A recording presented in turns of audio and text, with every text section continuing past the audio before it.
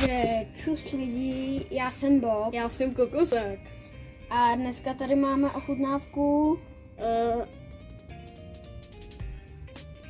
Dark pepper.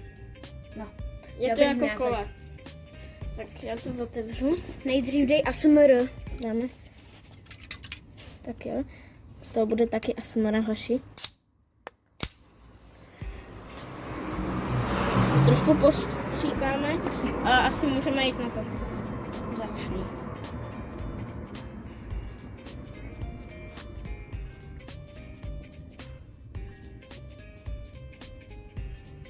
No. Začni se svým hodnocením.